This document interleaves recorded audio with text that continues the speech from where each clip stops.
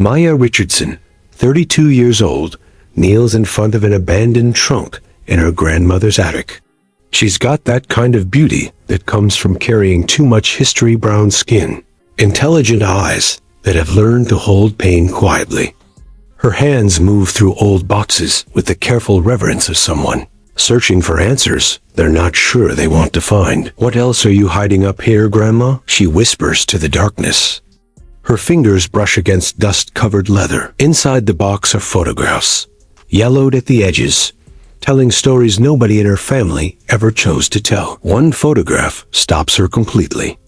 She holds it up to the attic light. 5 people arranged formally. The year 1883 printed beneath. A bearded white man with stern eyes. A woman beside him with a mouth that doesn't smile. 2 children standing in front. Their faces serious in that way that only children forced to sit still for cameras can manage. And on the right, a black man holding an ornate mirror with a question mark painted in cream-colored ink. Maya's breath catches. She flips the photograph over. On the back, in handwriting that trembles across the paper, 2 sentences. Some truths sleep for a reason. Some truths wake up angry. That night, Maya sits on her bed with the photograph in her hands, her phone glowing as she scrolls through genealogy websites. The screens blur together names, dates, family trees that don't match what she knows. Her fingers trace the edges of the photograph obsessively, like touching it will somehow unlock its secrets. She pulls up ancestry databases, census records, anything that might explain the composition of this image. Around 9 o'clock, her best friend Jordan arrives with wine and takeout food, letting herself in with the key Maya gave her years ago. Jordan has that particular kind of concern that comes from knowing someone too well, from years of friendship that have taught her how to read the smallest shifts in Maya's behavior. "You're spiraling," Jordan says, setting the glasses down on the nightstand and studying her friend's face. "I can see it in your face right now. You've got that look you get when you're about to convince yourself that something ordinary is a mystery. Your eyes go all intense, and you stop blinking normally." Maya doesn't even look up from the photographs spread across her bed, like evidence at a crime scene. "This photograph has been in my family for over 130 years, and nobody, and I mean nobody, talks about the man on the right. It's like he's a ghost, like he was intentionally erased from our family memory." Jordan sits beside her, finally studying the image with real attention. The composition, the formal Victorian dress, the careful arrangement of bodies. Maybe he was the photographer. "You know, the person who took the picture." Maya shakes her head, her voice steady but hollow. The kind of hollow that comes from already having thought through every possibility. "No. Look at how he's positioned. He's not behind the camera. He's in the photo, part of the family. Deliberate. The photographer would be someone else entirely. But look at how they've arranged themselves. The man on the left is clearly the patriarch. See the way everyone is angled toward him? The woman beside him is his wife. The 2 children in front are theirs. And then there's him, on the right, holding this ornate mirror with a question mark painted on it. He's not incidental. He's central, but nobody in my entire family, not my mother, not my grandmother before she died, not a single cousin or aunt or uncle I've ever asked, has ever explained who he is or why he's there holding a mirror like some kind of riddle." Jordan picks up one of the other genealogy printouts, studying it. "Did you ask your mom about it? Like, directly?" The silence that follows is heavy and uncomfortable. The kind of silence that tells entire stories. "I did," Maya finally says, her voice so quiet Jordan has to lean closer to hear her. "When I called her tonight, I didn't even tell her about the photograph first. I just asked her, 'Hey Mom, do you know anything about a black man who might have been connected to our family in the 1880s? And she went completely silent for like 30 seconds. And then she told me to leave it alone. She actually used those words. Leave it alone, Maya. Some things from the past don't deserve to be remembered. Some doors are closed for a reason." Jordan takes a long sip of wine, processing. "That's not nothing." "No," Maya agrees. "It's definitely not nothing. It's the opposite of nothing. When someone tells you to stop looking, They're usually telling you that you're looking at something real, something that matters, something that scared them enough to keep it hidden. Jordan leans back against the headboard, still holding the photograph. And that made you want to dig deeper, didn't it? Of course it did, Maya says. And there's something dangerous in her laugh. The sound of someone who spent their whole life being told certain questions aren't safe to ask. And who has finally reached a point where she doesn't care anymore. It made me want to dig deeper, because my entire life, I felt like something was wrong with my family story. Like there was a hole in the middle of everything. And I always thought it was because of divorce, or scandal, or money problems. But this photograph, this feels like the hole has a name, and I need to know what it is.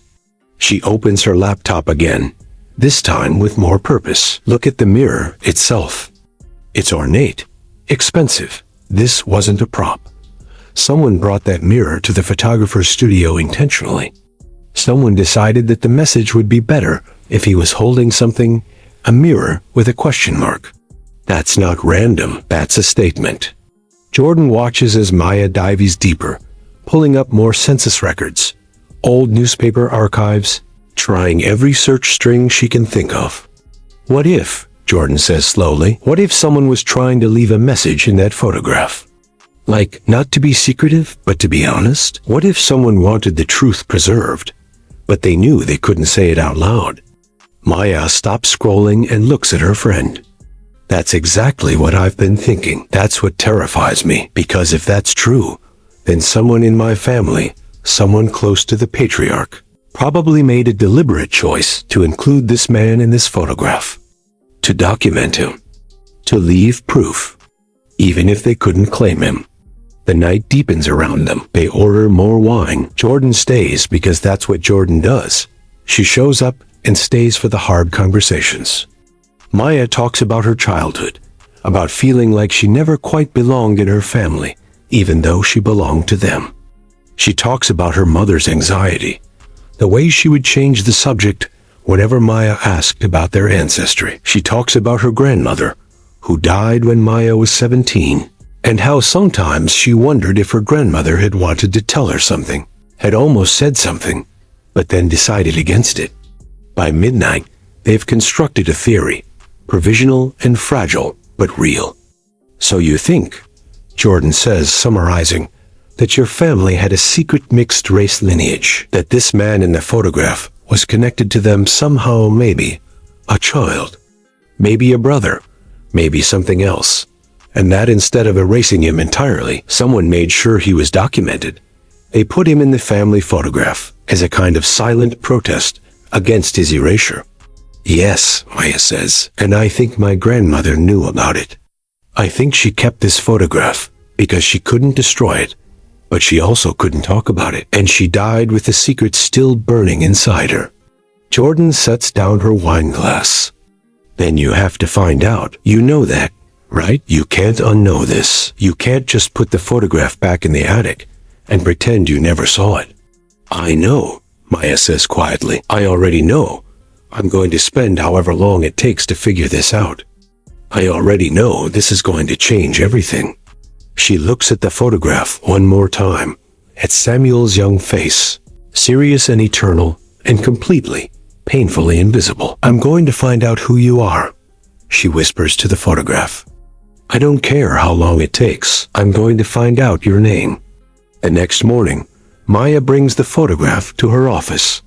She works as a researcher for a historical documentary company in a converted warehouse downtown. The space is exactly what you'd expect: exposed brick walls, wooden beams, filing cabinets that overflow with decades of research materials. It's the kind of job that pays poorly, but feeds something in her soul, that quiet hunger for truth that she's never been able to explain to anyone outside of work. Her boss, Richard, is in his 60s, gray-haired, the type of man who cares about truth more than he cares about profit. He came up through journalism, spent 20 years chasing stories that mattered, and now he runs this documentary company with the same fierce commitment to accuracy. She shows him the photograph during lunch, sitting in his cramped office surrounded by stacks of archived documents, old photographs, and research that spans decades. Richard studies it for a long time without speaking, the kind of studying that suggests he's not just looking at the image, but reading it, understanding it at levels that Maya hasn't yet reached. "Where did you get this?" he finally asks, his voice careful. "My grandmother's attic. It's been there the whole time, and I never knew. I was cleaning out her house and just found it buried in a box." Richard adjusts his glasses and looks at the photograph again. The composition is intentional. Look at the spacing carefully. Really look at it. Look at how everyone is arranged relative to each other. The man on the right isn't an afterthought. He's not the help who wandered into the frame by accident. Whoever organized this photograph knew exactly what they were doing. Every single person is positioned with purpose. Maya leans forward, feeling validated. "So you see it too. You see that he matters. You see that he was supposed to be in this photograph." Richard nods slowly, his expression growing more serious. "I see more than that. I see someone trying to hide something in plain sight. This is a family portrait, but it's also a record. It's documentation. Someone wanted proof of something, but they also wanted it to be invisible to anyone who wasn't looking hard enough. The question mark on the mirror, that's not accidental either. That's a message. Someone is saying, here, this happened, but we can't say it out loud." He hands the photograph back to her, and his hands are gentle, like he's handling something sacred. "Do you want my honest opinion about what this is?" "Yes," Maya whispers. "Tell me." "That I think someone in your family loved someone they weren't supposed to love. And I think this photograph is the only proof they left behind.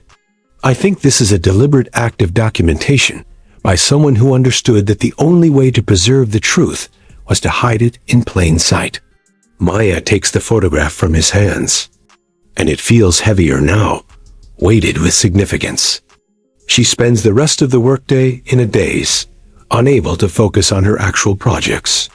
By evening, she's sitting in her apartment, the photograph on the table in front of her, and she picks up the phone. Her heart is hammering against her ribs like a bird trapped in a cage. She dials her mother's number. The conversation has been rehearsed 1,000 times in her head during the drive home, in the shower, while making dinner, but nothing prepares her for how it will actually feel.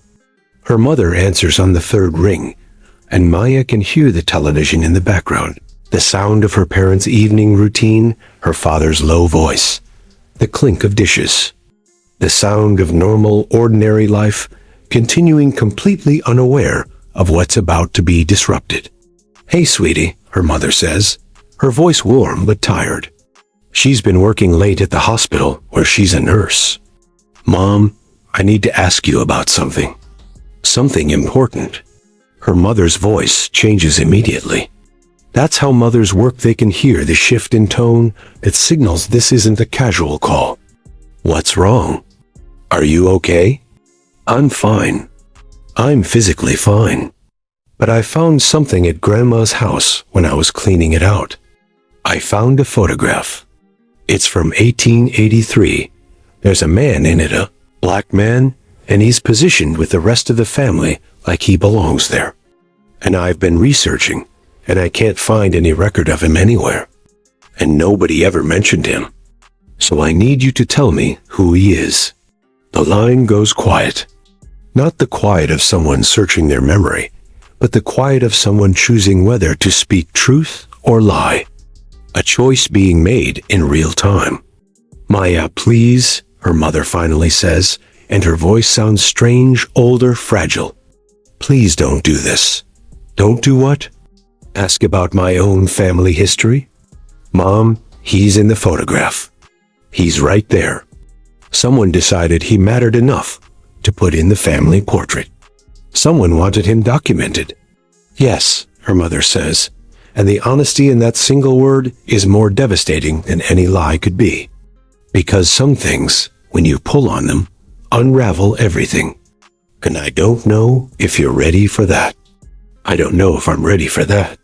Your father is sitting right here, and he doesn't even know what we're about to talk about. Maya can hear her mother telling her father to give her a moment, can hear his confused response, can hear the rustling of her mother moving to another room. When she speaks again, her voice is lower, more private. I'm in the bedroom now. We can talk. Maya's hand shakes as she grips the phone. Try me, Mom. I'm ready.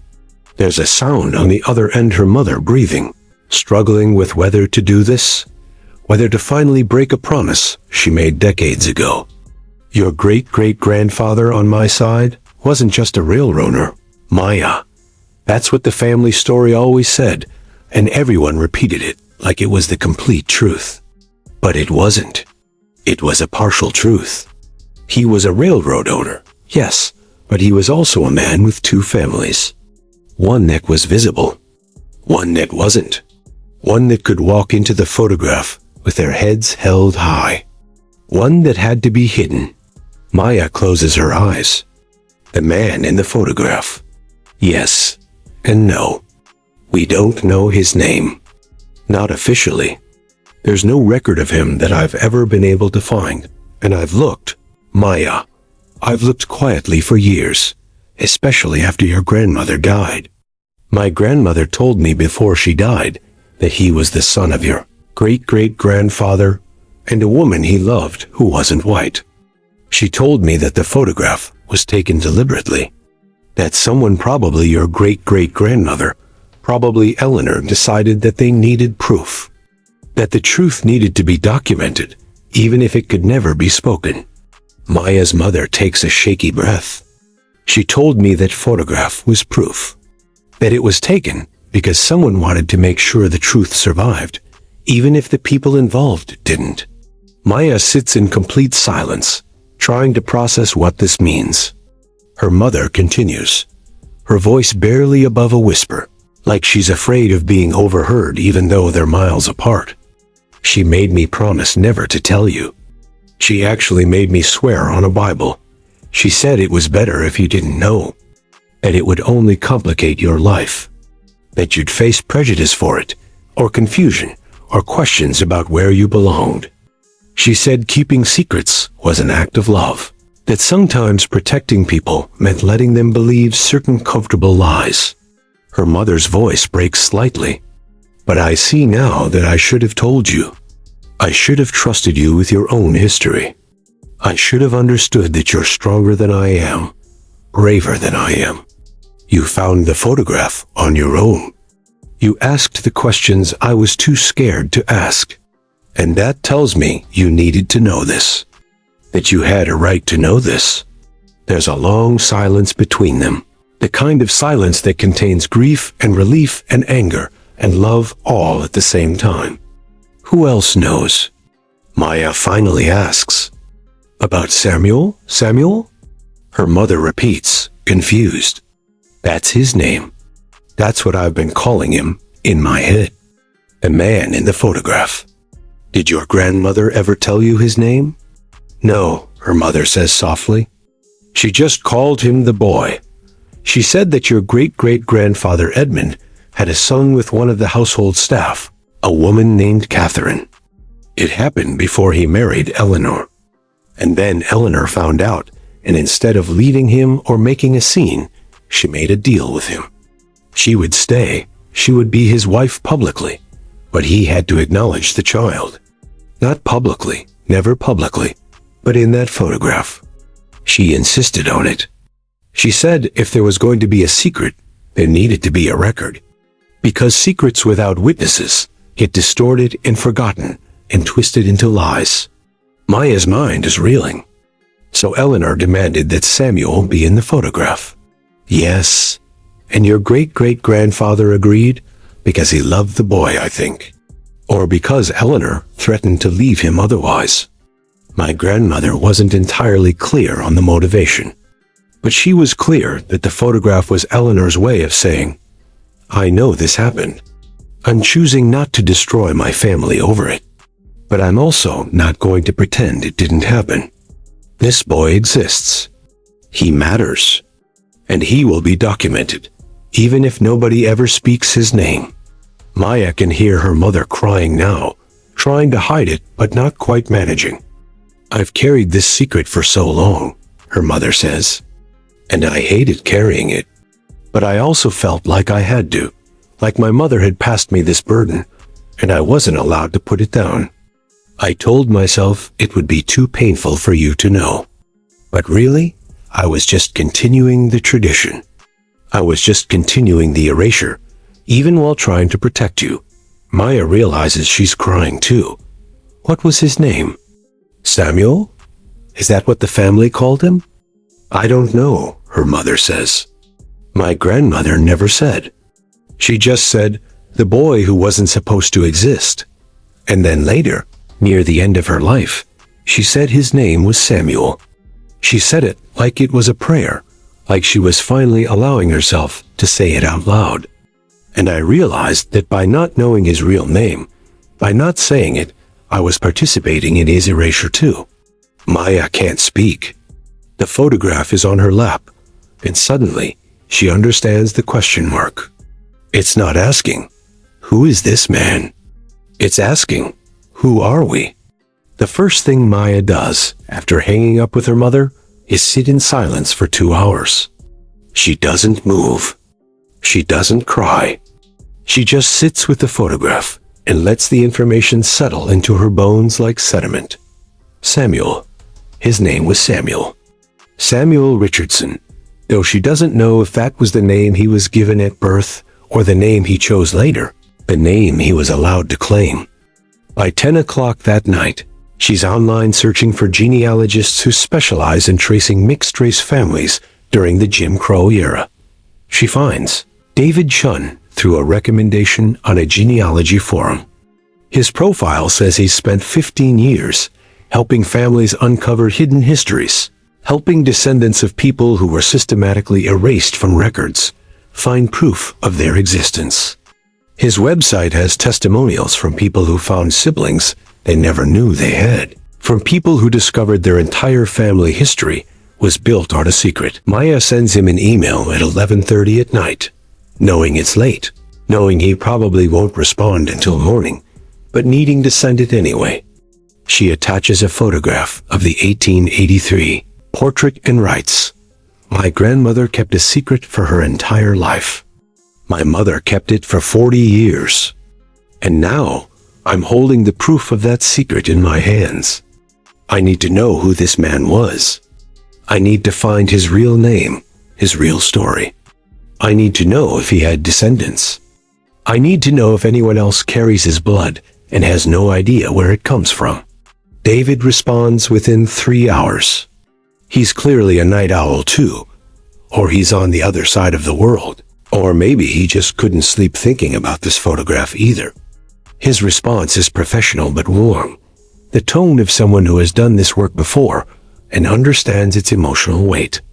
He says he can help. He says the photograph itself is a treasure most families destroy this kind of evidence, and he wants to begin immediately. They schedule their first call for the following evening. When they finally meet, David is exactly what Maya needs. He's in his mid-50s, Asian American, and he approaches the research with the precision of a scientist and the empathy of someone who understands that genealogy is never just about names and dates. It's about reclaiming humanity from systems designed to erase it. "The first thing we need to do," David says, spreading papers across his kitchen table where they've decided to meet, "is establish what we know for certain. You know the patriarch's name was Edmund Richardson. You know he was involved in railroad business. You know the photograph was taken in 1883 in what city?" "I'm not entirely sure," Maya admits. "My mother didn't know. My grandmother didn't write it down anywhere." David nods, unbothered. "That's fine. We can work backwards from other records. Did your mother mention anything about where Edmund lived?" "What region?" "Pennsylvania, I think. Somewhere in Pennsylvania. And maybe Philadelphia?" "I'm not certain." David pulls out a leather journal and begins writing. "Okay, so Pennsylvania, possibly Philadelphia area, railroad business. wealthy enough to commission formal portraits. That narrows things down. There weren't that many wealthy railroad owners in that region during that period. I can run some searches. Over the next 3 weeks, they dig through birth records, census data, newspaper archives, old ledgers, death certificates. David teaches Maya how to read between the lines of official documents, how to understand what records don't say as much as what they do. They discover that Edmund Richardson is listed in the 1880 census as a widower with 4 children. This is important, David says, pointing at the entry. Your mother said Eleanor was his wife. But the 1880 census says he was a widower. That means his first wife, the one who had his legitimate children, died before 1880. So, Eleanor would have come after. They find Eleanor listed as his wife in the 1890 census. So they married sometime between 1880 and 1890, David calculates. Which means the photograph in 1883 shows them together, but they'd only been married maybe 3 years. And within those first 3 years, she insisted on documenting his illegitimate child. That tells you something about Eleanor's character. They find a notation in a property ledger from 1884 that mentions a colored child born to the Richardson household. The language is clinical, dismissive, but it's documentation. Proof that someone born that year was acknowledged, however unofficially. Could be Samuel, David says. If he was born in 1870, like the photograph suggests, this wouldn't be him. But if there was another child, they find a death certificate from 1957 that lists unknown as the father's name. The person who died was a man named Samuel Richardson, 74 years old, cause of death pneumonia. This is him, Maya whispers when she sees it. This has to be him. David cross-references the name with Philadelphia city directories. Samuel Richardson appears in the 1895 directory as a carpenter.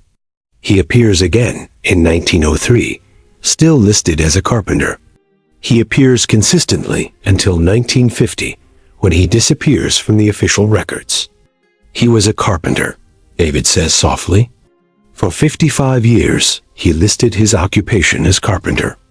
Do you understand what that means? Maya shakes her head. It means he built his identity on creation, on craft, on making something lasting with his hands. It means that despite being born a secret, despite never being able to publicly claim his father's name or his father's wealth, he created value. He left things behind that mattered. They find newspaper articles about buildings in Philadelphia's black neighborhoods. They find references to a master craftsman named Samuel Richardson, who was known for detailed woodwork, for buildings that stood the test of time, for meticulous attention to quality. They find a photograph of a brownstone in North Philadelphia that was built in 1912 with the notation, constructed by master carpenter Samuel Richardson, a testament to black excellence in Philadelphia's growing community. Maya stares at that photograph for an hour. Samuel had made his mark on the world. He had built things that people could live in, could walk through, could touch. He had created proof of his existence that wasn't hidden in attics or locked away in secret letters. He had built it into the city itself. David finds a baptism record from 1872 for a Samuel Richardson, born to Catherine Mitchell and listed as father unknown. The dates don't quite match what they've been assuming, but the name is right. There are multiple Samuels, David explains. It's possible there was an older Samuel who died or moved away, and then Edmund had another child with the same name. Or it's possible the dates in the photograph are approximate. The important thing is, we're finding a pattern. Multiple references to a Samuel Richardson connected to the Richardson family in Philadelphia during this exact period. They trace his death more carefully. Samuel Richardson died in 1957 in a Philadelphia hospital. The death certificate lists pneumonia as the cause. It lists his mother as Catherine Mitchell, deceased. It lists his father as unknown. There's a funeral record, David says one evening, pulling up a scanned document. 217 people attended. That's what the church recorded. 217 people came to say goodbye to a man whose official identity was incomplete, whose real parentage was never publicly acknowledged. 217 people knew him as someone who mattered, someone worthy of remembrance. Maya begins to cry, not just for Samuel, but for everyone, for Catherine, who had to watch her child grow up as a secret, for Eleanor, who had to maintain a lie while trying to preserve a truth, for Edmund, who loved a child he couldn't claim, for her own grandmother, who carried the weight of this story alone, for her own mother, who was made to keep a secret she didn't understand. There's more, David says gently. He pulls out another document. I found this in the church records. A note written in 1956, the year before Samuel died. It's from the minister at his church. He wrote, Samuel Richardson came to our church every Sunday for 42 years. He never spoke much about his personal life. But near the end, he told me something. He said his whole life was proof. He said everything he built was a letter he was writing to people he would never meet. He wanted them to know he had been here. He wanted them to know his name, even if nobody official ever recorded it properly. The room goes very quiet. Maya can barely breathe. He knew, she whispers. He knew the whole time that his official identity was incomplete. He knew he was a secret. And he spent his entire life building anyway, creating anyway, trying to leave proof anyway. Yes, David says. That's exactly what he did. And now, 100 years later, his great-great-granddaughter is sitting in my kitchen, holding his photograph, saying his name out loud. He got what he wanted. He got to be remembered. He got to matter. David leans back in his chair. I've done this work for 15 years. I've helped uncover a lot of secrets.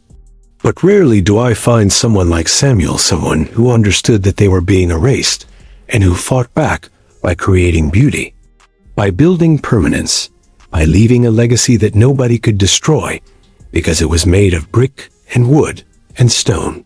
That's not just a story, Maya. That's resistance. That's love made manifest in the world. Maya and David's next breakthrough comes when they begin tracing Samuel's descendants. If Samuel lived to be 74 and had children, those children would now be in their 80s or 90s.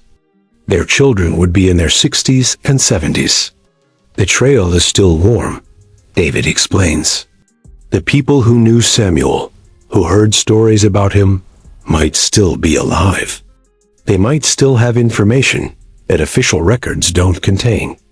It takes 3 weeks of careful searching through birth announcements, marriage licenses, and church records. But David finally finds a name. Rose Richardson, born 1895 to Samuel Richardson and a woman named Margaret Davis. Rose had a son named Marcus. Born 1920, Marcus had a daughter named Patricia. Born 1940, Patricia is 85 years old and lives in Philadelphia. When David calls Patricia on a Tuesday evening and explains who he is and what he's been researching, there's a long silence on the other end of the phone. Long enough that David wonders if the line has gone dead. Then Patricia says very carefully, "Are you one of the Richardsons?" It's not a question exactly. It's a statement of fact, heavy with history and suspicion, and something that might be hope. David explains that he's working with someone. Patricia asks to speak with Maya directly.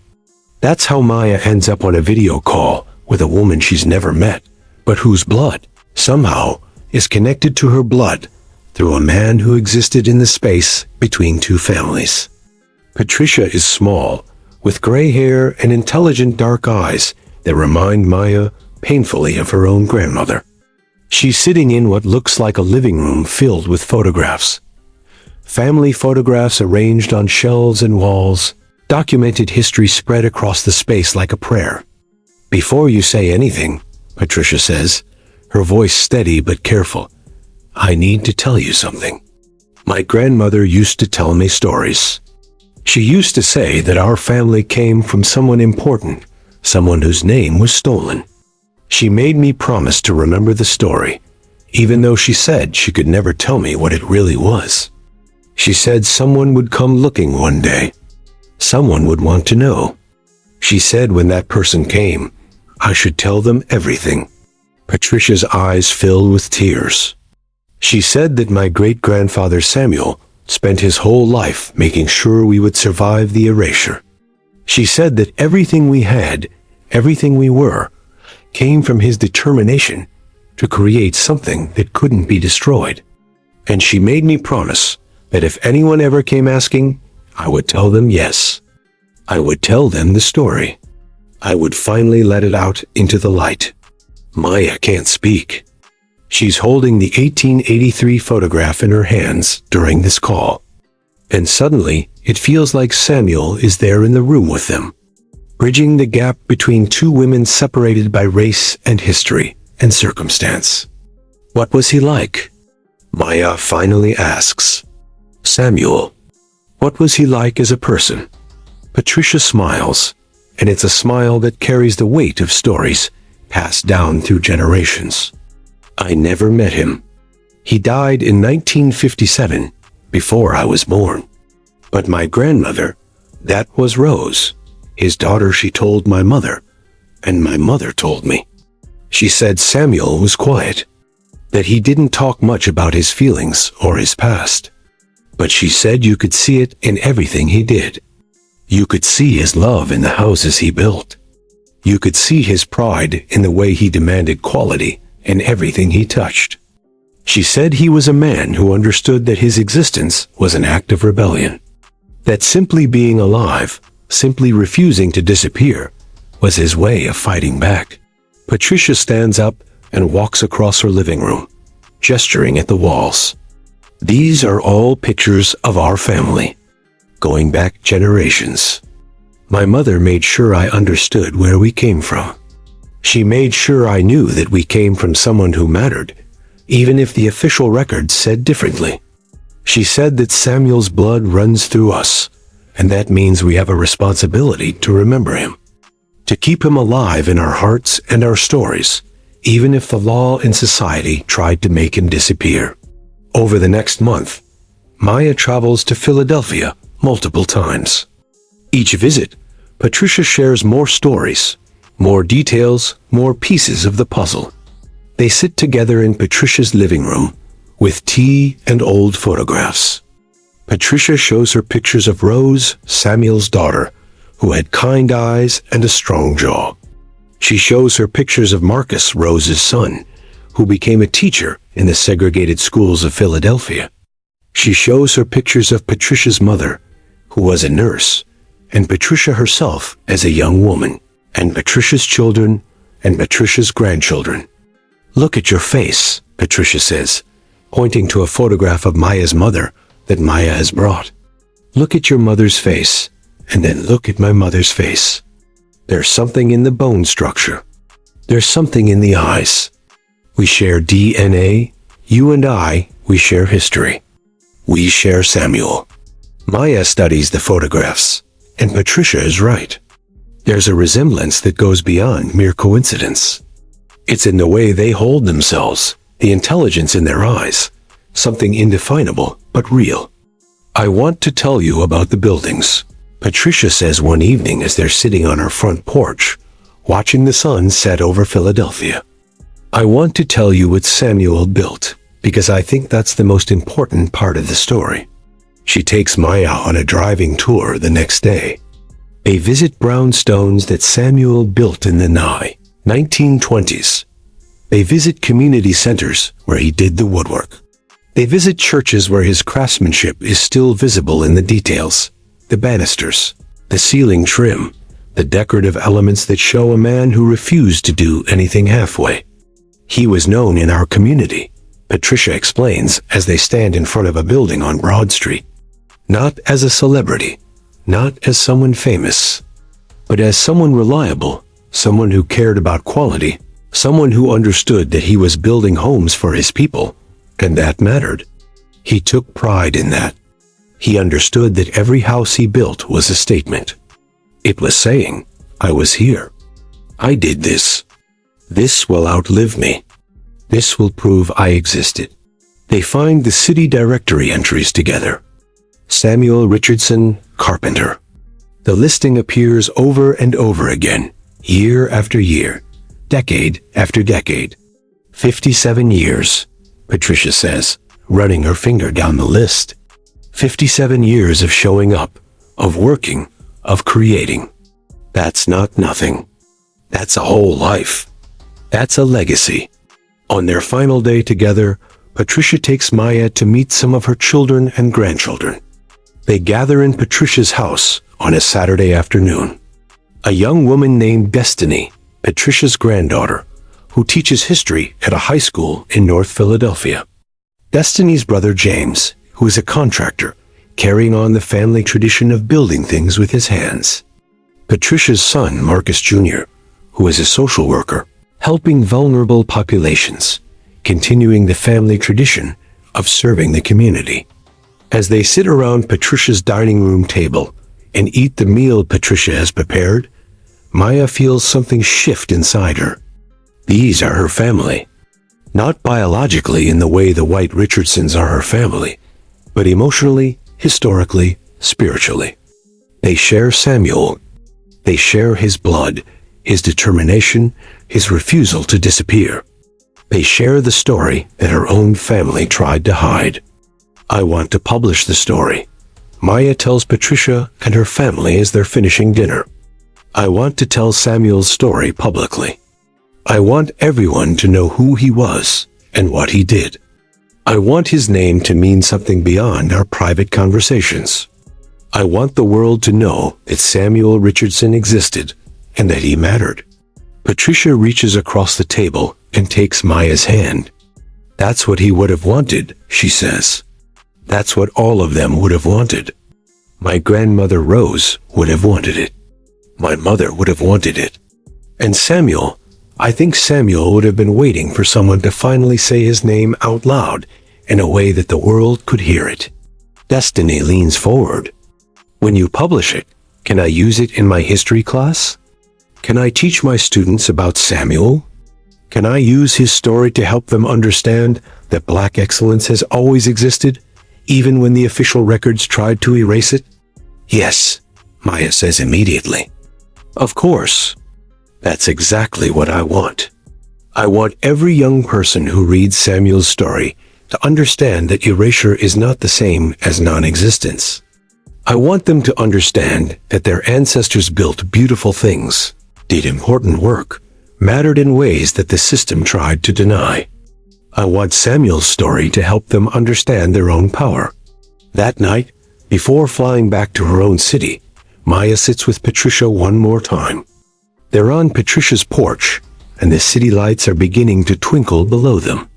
Thank you, Maya says simply, for keeping the story alive, for waiting for someone to come looking, for being brave enough to trust me with your family's truth. Patricia squeezes her hand. Samuel was the brave one. He was the one who refused to disappear. We just did what he taught us to do. We remembered. We kept the story safe. We waited for the time when it would be possible to tell it. That time is now. That time is you. The final part of the story isn't really an ending. It's an opening. Maya begins to reach out, carefully, respectfully, to the descendants of Samuel Richardson. She finds a woman named Patricia, who is 85 years old and lives in Philadelphia. Patricia is Samuel's great-granddaughter. When Maya calls her and explains who she is, Patricia goes very still on the other end of the line. You're one of the Richardsons? She says, and it's not a question exactly. It's a statement of fact, heavy with history. I am, Maya says, and I found your great-grandfather's photograph. I found his name. I found proof that he existed. Patricia breathes into the phone, and it sounds like she's been holding her breath for 85 years.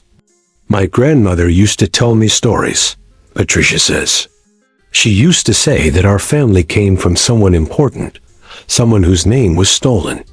She made me promise to remember the story, even though she said she could never tell me what it really was.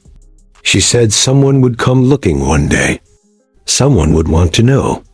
She said when that person came, I should tell them everything. Over the next weeks, Maya travels to Philadelphia and sits in Patricia's living room. She learns that Samuel had a daughter named Rose. Rose had a son named Marcus. Marcus had a child named Patricia. Patricia has children and grandchildren and great-grandchildren who never knew that their ancestor was the invisible man in the photograph. She learns that Samuel was a carpenter, that he built beautiful homes in the colored neighborhoods of Philadelphia, that he was known for his meticulous work, his attention to detail, that he never married because loving someone meant risking exposure. She learns that when he died in 1957, there were 200 people at his funeral. 200 people who had benefited from his skill, his kindness, his generosity. 200 people who had no idea that the man they mourned had been born a secret. When Patricia shows Maya Samuel's work photographs of buildings, some of which still stand, Maya understands something essential. Samuel didn't try to become visible. He couldn't. He simply chose to leave proof. He left beautiful buildings. He left grandchildren who carried his genes and his story, even when they didn't know it. He left behind evidence of his existence that couldn't be erased by death or time. And he waited. Somewhere, somehow, he waited for someone to finally care enough to look. Maya and Patricia sit together, holding the 1883 photograph between them. Two women separated by history and race and circumstance, united by a man who refused to disappear. What was he like? Patricia asks. I don't know, Maya admits. But he was brave. He stayed. He didn't run away, even when he had every reason to. Patricia nods, understanding something that Maya is only beginning to understand herself. That's what they couldn't take from him, Patricia says. They could hide his name. They could erase his existence from the record. But they couldn't make him leave. He stayed, and he built beautiful things, and that mattered. That still matters. When Maya returns home, she does something she's been planning for weeks. She doesn't approach it as an academic paper or a documentary pitch. She approaches it as a conversation, as a story that needs to be told in the way that stories survive through the retelling, through connection, through the spoken word made permanent on the page. She spends 2 weeks writing. She writes about Edmund Richardson and his railroad empire, built on the backs of people he refused to acknowledge. She writes about Eleanor, who chose to tolerate her husband's infidelity and use it as leverage to preserve a truth that could have been destroyed. She writes about Catherine, whose name appears in almost no official records, whose body bore Edmund's child, but whose contribution to the family is almost entirely erased. She writes about Samuel, born in 1870 to a woman who couldn't claim him publicly, and a father who was too much of a coward to claim him at all. She writes about what it means to be 13 years old and forced to sit for a formal family portrait, knowing that your existence is a secret, knowing that your legitimacy is questioned, knowing that the photograph might be the only proof you ever get that you belong to this family, even in the margins. She writes about the 57 years that followed, the years of building, the brownstones that still stand in Philadelphia with his craftsmanship visible in every detail, the community centers where his woodwork is touched by hundreds of hands every year, the churches where his artistry is part of the sacred space where people pray.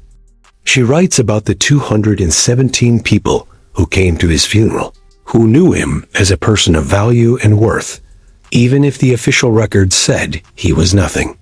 She writes about his children who didn't know their father's full name, but who understood from his actions that they came from someone strong? She writes about Patricia, who kept the story alive, who waited for someone to come looking, who refused to let Samuel disappear. She writes about herself, discovering at 32 years old that her own family tree is more complicated and beautiful and painful than she ever understood. She writes about what it means to be the descendant of both the people who created the secret and the people who were erased by it. She writes about the responsibility that comes with knowing the truth. She writes about the possibility of healing. When the writing is finished, she shares it with Patricia. Patricia reads it in one sitting and calls Maya immediately, her voice thick with emotion. "You captured him," Patricia says. "You captured who he was and what he meant. You understood him without ever meeting him. You understood what he was trying to say through his buildings and his work." Maya also shares it with her mother, who reads it and cries and calls her back within an hour. "I feel like I can breathe now," her mother says. "I feel like I've been holding my breath my entire life, and now I can finally breathe.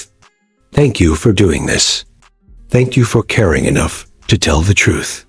She shares it with David, who reads it and makes some gentle suggestions about historical context and dates, but mostly just says, "This is beautiful work.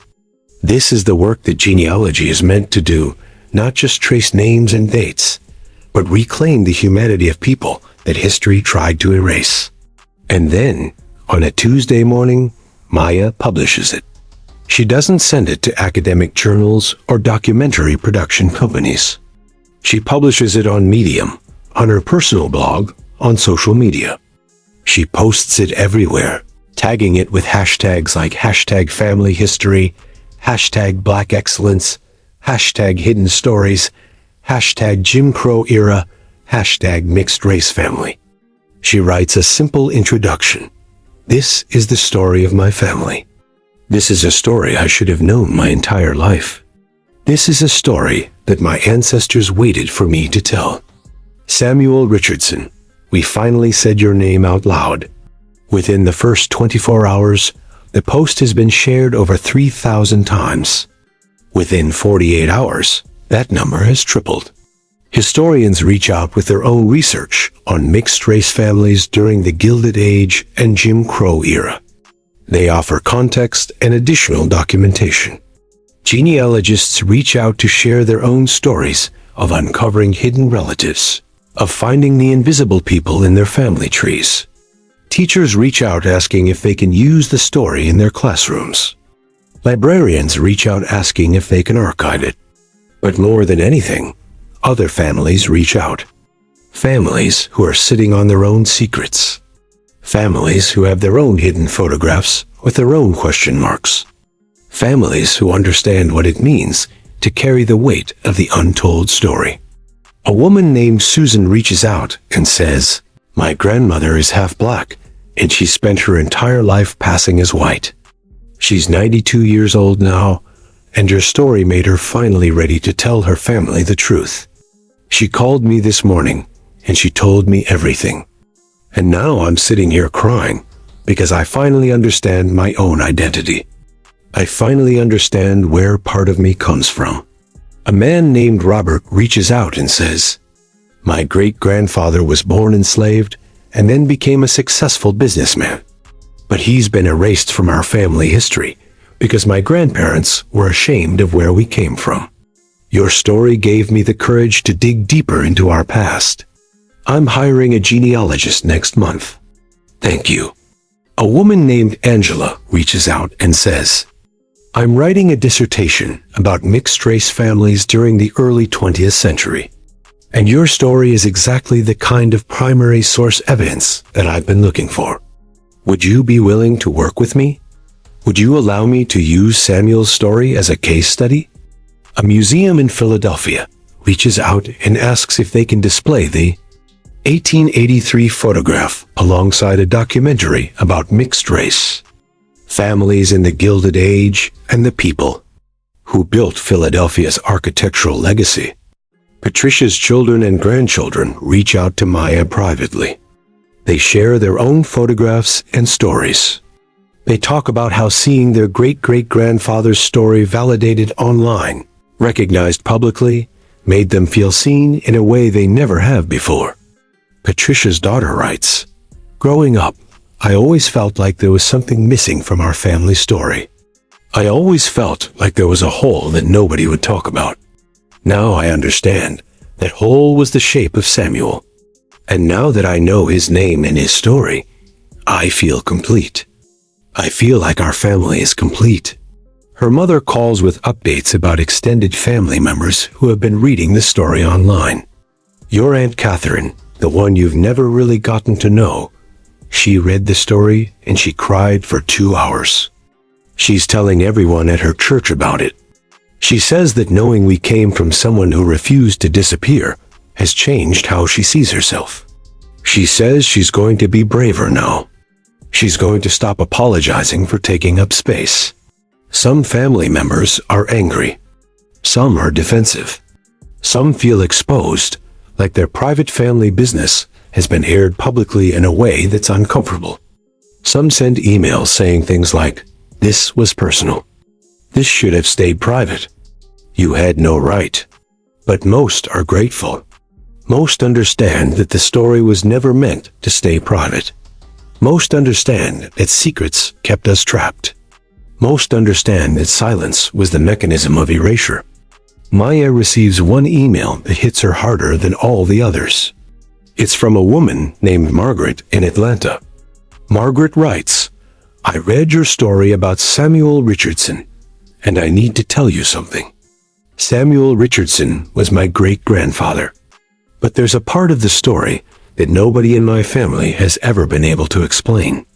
My grandmother told me on her deathbed that Samuel had another child, a child born in the South, born to a woman named Sarah who lived in Atlanta. That child's name was James, and I am James's great-great-granddaughter. I have spent my entire life wondering if what my grandmother told me was true. I have spent my entire life wondering if there are other descendants. I have spent my entire life wondering if Samuel knew about this child. Your story has given me the courage to reach out. Your story has made me believe that maybe, finally, I can know the truth about where I come from." Maya sits at her desk reading Margaret's email over and over. She tells Patricia that there are more descendants. She tells Margaret that Patricia has been keeping Samuel's memory alive. She begins to understand that this isn't the end of the story. This is the beginning. The work of uncovering the truth, of speaking the names, of healing the wounds, it's going to take a lifetime. And she's ready for that. She's ready to spend her life making sure that Samuel Richardson and all the other Samuels are finally known. The work of uncovering the truth becomes the work of Maya's life. Not her job, her life. She takes a leave of absence from the documentary company, explaining to Richard that she's discovered something far more important than any project they could produce. Richard understands immediately. He tells her to take as much time as she needs. He tells her that this is the most important work she ever do. He tells her that he wants to help when she's ready to turn it into a documentary. Maya forms an informal research group with Patricia and Margaret. They meet regularly over video calls, comparing notes, sharing discoveries, piecing together the full picture of Samuel's life and legacy. What emerges is staggering. Samuel had relationships with multiple women across multiple states. He fathered children in Pennsylvania, in Georgia, in North Carolina. Some of these relationships were long-term. Some were brief encounters. Some resulted in children who were raised knowing their father's name. Some resulted in children who grew up never knowing who their biological father was. The descendants that emerge from this research are extraordinarily diverse. Some are dark-skinned black descendants who live in historically black neighborhoods and communities. Some are light-skinned descendants who have the option of passing as white, who live in white neighborhoods, who have benefited from the privilege that comes with lighter skin in a racist society. Some carry white skin and Edmund Richardson's features, but no knowledge that their blood runs through Samuel's veins. Some are wealthy doctors and lawyers and professors. Some are poor, living in neighborhoods plagued by systemic inequality and generational poverty. Some are artists and musicians. They all carry his blood and his determination and his refusal to disappear. By the end of 6 months of research, Maya and Patricia and Margaret have identified approximately 75 descendants of Samuel Richardson. Not all of them have agreed to be publicly identified. Some are still processing the information. Some don't want their families to know. Some are struggling with what it means to discover that a central part of their identity was hidden from them. But many are ready to speak. Many are ready to say Samuel's name. Many are ready to claim him as an ancestor and to honor what he built and who he was. One of the most moving discoveries comes when Maya and Patricia and Margaret connect with Samuel's granddaughter, a woman named Violet, who is 93 years old and lives in a nursing home in North Carolina. Violet is the daughter of James, the child Samuel had with Sarah in Atlanta. When Margaret calls Violet and tells her that they found information about Samuel, Violet cries so hard that the nursing home staff has to help her to her bed. But then she calls back the next day, stronger, and she tells them everything she remembers about her father. She tells them about the stories he used to tell her before he died. She tells them about the pride he felt in his heritage, even when he couldn't speak it publicly. She tells them about how he made her promise to remember that her blood came from someone strong, someone brave, someone who refused to be nothing. She tells them that she's been waiting her whole life to meet people who understood what that meant. When Maya eventually travels to North Carolina to meet Violet in person, she finds a woman who is ancient in the way that some people are ancient not just in years, but in wisdom, in understanding, in the weight of lived experience. Violet holds Maya's hands and looks into her face and says, "You have his eyes. You have Samuel's eyes. I would know those eyes anywhere." They sit together for hours. Violet tells stories about her father, about the buildings he maintained, about the pride he took in his work. She tells stories about what it was like to be the daughter of a man whose legitimacy was questioned, whose identity was incomplete, whose love for his children had to be expressed through work and dedication rather than through public acknowledgement. She tells Maya that her father understood something essential about love, that it doesn't require recognition to be real, that it doesn't require official documentation to matter, that the most powerful love is the kind that creates things, that builds things, that refuses to disappear, even when the world insists on erasure. Your great-great-grandfather, Violet says to Maya, understood that his life was a letter he was writing to the future. And that letter has finally been delivered. You are the delivery. You are the one who said his name out loud. You are the one who made him real for everyone who comes after. Maya also discovers that some of Samuel's descendants are reaching out to her directly, sharing their own stories, their own connections, their own understanding of what Samuel meant. A woman named Dr. Lisa Chun reaches out and says that she's a historian specializing in mixed-race families, and she wants to work with Maya to produce an academic monograph about Samuel's life and legacy. She says that Samuel's story is important, not just as a family history, but as a critical case study in how systems of racism operated at the intimate level, in how love and family were disrupted and complicated by systems of oppression. A filmmaker named John reaches out and says he wants to make a documentary. He explains that understanding how Edmund's wealth came from Samuel's erasure could be relevant to broader conversations about reparations and justice. Maya considers all of these opportunities. She considers the weight and responsibility of being the person who tells this story, who speaks for Samuel, who carries his legacy forward. She understands that this is not just her story anymore. This is the story of 75 descendants. This is the story of all the people who come after them. This is the story of everyone who has ever been made invisible by systems designed to erase them. One night, Maya sits in her apartment, surrounded by documents and photographs, and the accumulated evidence of one man's impossible life. Jordan is there, as she has been through all of this, patient and present and real. They've known each other for 15 years, and Jordan has become as invested in Samuel's story as Maya is. Do you ever regret it? Jordan asks. Pulling on that thread? Maya looks at the 1883 photograph. Samuel's young face stares back at her, serious and eternal, and finally no. No, Maya says. I regret that it took 5 generations. I regret that my grandmother carried this weight alone. I regret that Patricia's grandmother had to die with the story locked inside her. I regret that Violet spent 93 years waiting for someone to acknowledge her father.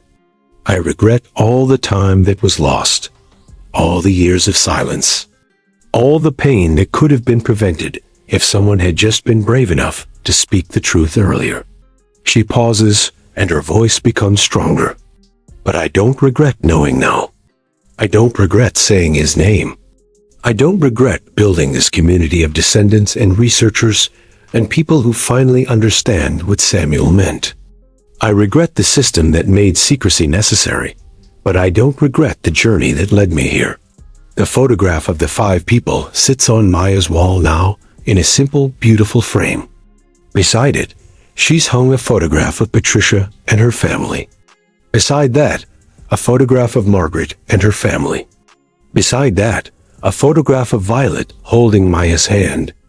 Beside that, photographs of the buildings Samuel built, the brownstones, the community centers, the churches, the places where his hands touched the world. Beside all of that, a placard with his name, his dates, and a single sentence: Samuel Richardson, 1870 to 1957. He was here. He mattered. We remember. Every time Maya walks past it, she thinks about what her grandmother wrote on the back of that photograph. Some truths sleep for a reason. Some truths wake up angry. But she's learned now that there's a third possibility. Some truths wake up and they heal. Some truths wake up and they bring people together. Some truths wake up and they finally, after all those years of silence, let someone come home. If you have a hidden photograph in your family, if you've ever felt like something was missing from your family story, if you've ever wondered about the people who were left out of the official narrative, if you carry the blood of people who were made invisible by history, if you've ever wanted to know the truth about where you come from, if you're ready to say the names that have been silenced, if you're ready to build community with the descendants of those who were erased, then reach out. Start asking the questions. Begin the research. Pull on the threads. Because your ancestors are waiting. The people who refuse to disappear are waiting for you to finally speak their names. Samuel Richardson's story doesn't end here. It continues in every person who reads it and decides to research their own family. It continues in every classroom where his story is taught. It continues in every community that chooses to honor the hidden legacies and unspoken contributions of people who built America brick by brick, generation by generation, refusing to be nothing. The truth has awakened, and it's calling you home. Will you answer?